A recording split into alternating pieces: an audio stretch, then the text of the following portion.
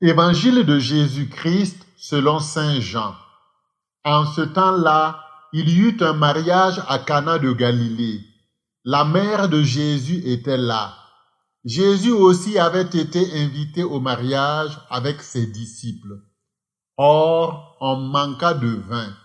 La mère de Jésus lui dit, « Ils n'ont pas de vin. » Jésus lui répond, « Femme, que me veux-tu?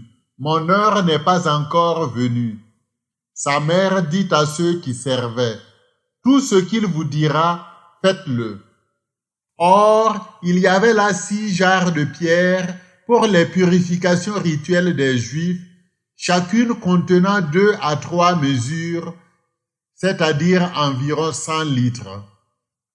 Jésus dit à ceux qui servaient, « Remplissez d'eau les jarres. » Ils les remplirent jusqu'au bord.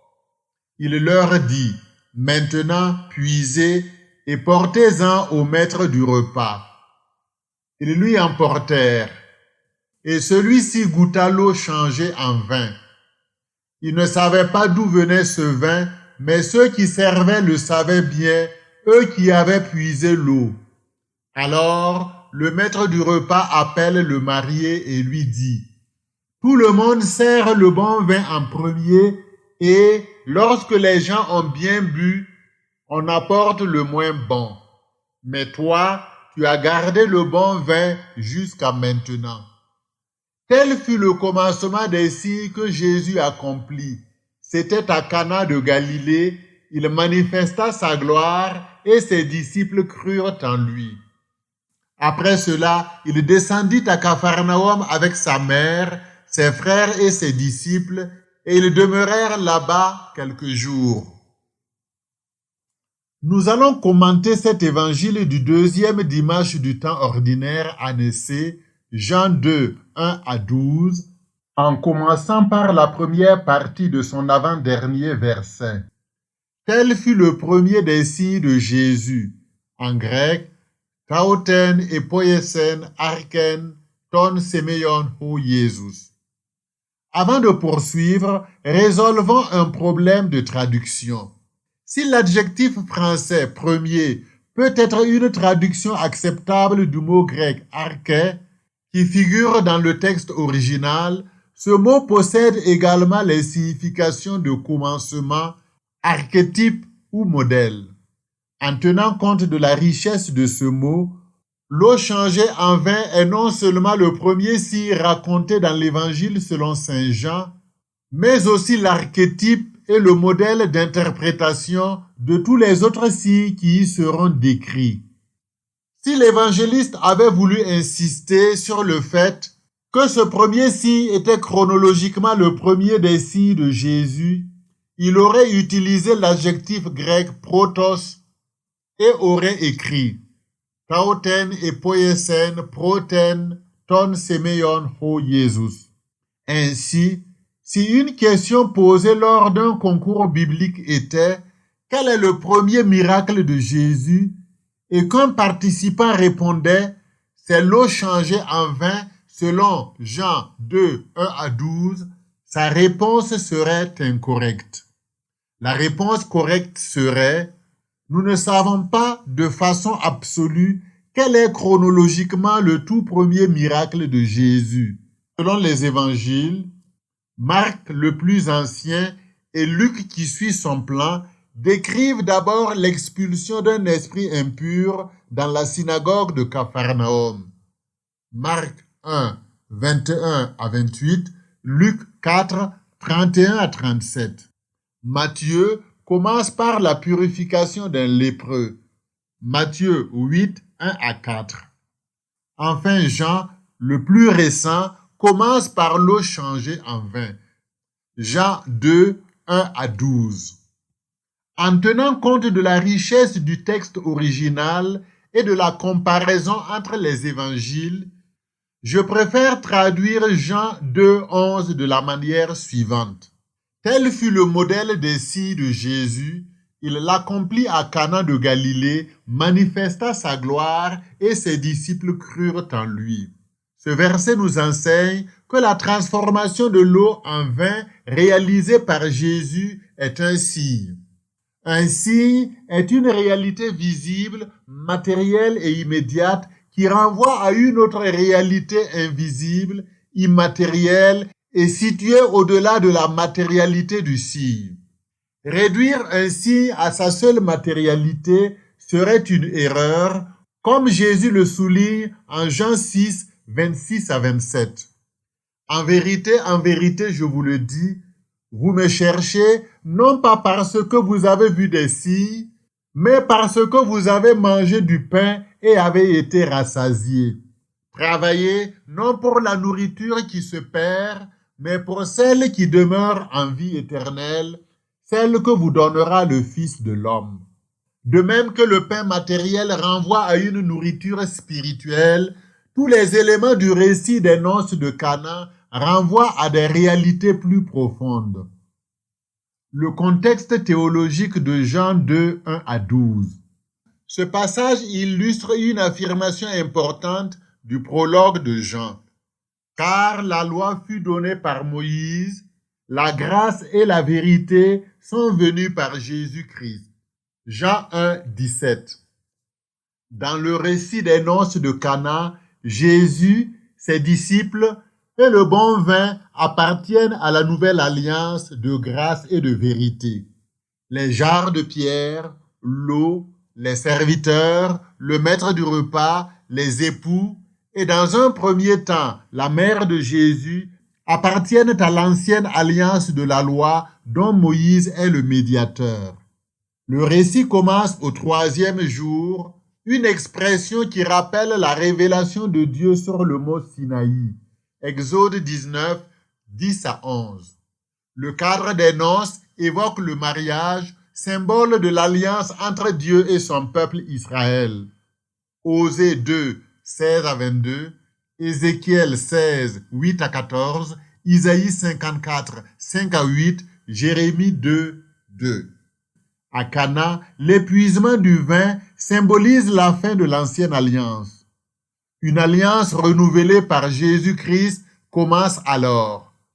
Jésus est l'époux de cette nouvelle alliance, comme l'affirmera Jean-Baptiste au chapitre suivant. Jean 3, 27 à 30. Les personnages principaux. La mère de Jésus. Elle représente l'Israël fidèle, d'où l'appellation femme que Jésus lui donne. Jean 2, 4, 19, 26. Ce titre n'est pas un signe de distance ou d'irrespect, mais une référence à Israël, souvent désignée comme femme, épouse ou fille de Sion ou de Jérusalem dans l'Ancien Testament. Osée 2, 16 à 22, Ézéchiel 16, 8 à 14, Sophonie 3, 14. En informant Jésus du manque de vin, la mère de Jésus pose un acte d'intercesseur.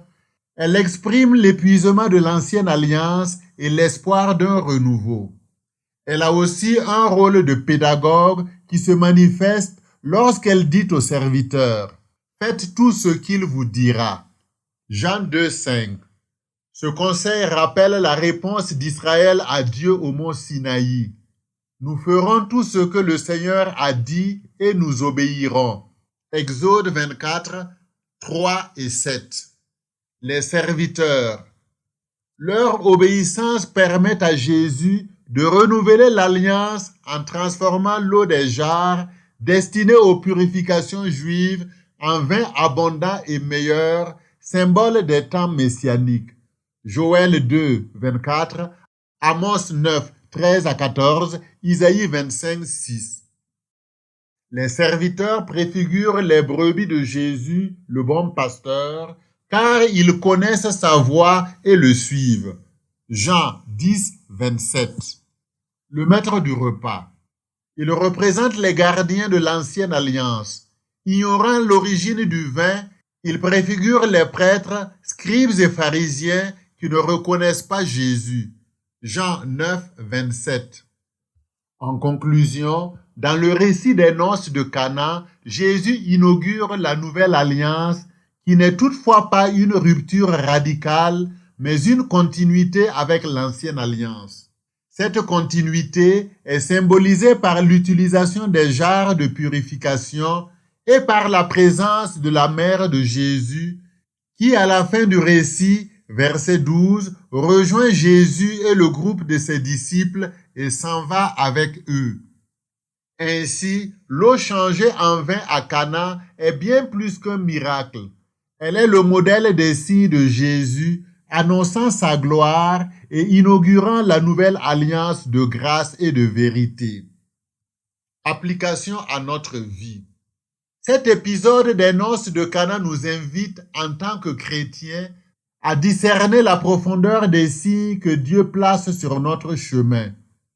Tout comme l'eau transformée en vin symbolise l'accomplissement et le dépassement de l'ancienne alliance, nos vies doivent être ouvertes à la grâce transformatrice de Jésus. Voici 3 leçons essentielles que nous pouvons en tirer. Premièrement, l'écoute et l'obéissance comme voie vers la transformation. À l'exemple des serviteurs obéissant aux paroles de Jésus, nous sommes appelés à une écoute attentive et à une mise en pratique fidèle de la parole de Dieu. Même lorsque les instructions semblent modestes ou incompréhensibles, elles portent en elles la promesse d'une transformation divine. Deuxièmement, reconnaître les signes de Dieu au-delà des apparences. Comme le vin des noces de Cana dépasse la simple satisfaction matérielle, nous devons regarder au-delà de ce qui est visible pour discerner les bénédictions spirituelles et les appels à la conversion que Dieu nous offre. Cela exige de nous une foi qui ne se limite pas aux évidences matérielles. Troisièmement, vivre dans la nouveauté de la grâce. La nouvelle alliance instaurée par Jésus ne détruit pas l'ancienne, mais l'accomplit en profondeur.